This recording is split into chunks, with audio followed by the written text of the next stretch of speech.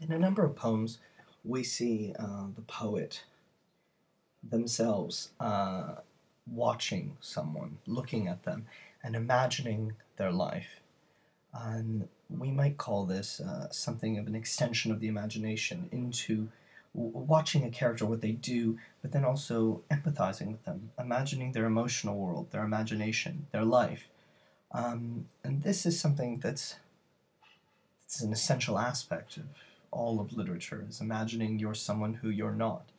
I think since William Wordsworth, the poet's job has been to not only imagine.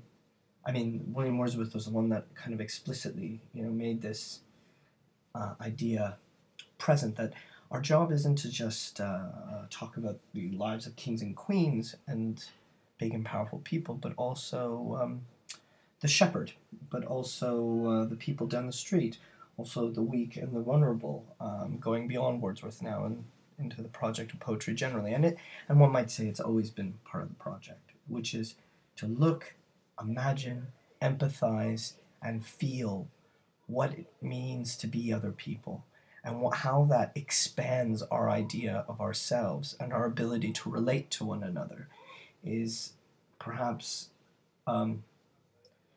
poetry's most expansive ethical mandate. And in this poem, we see that idea getting expanded once again.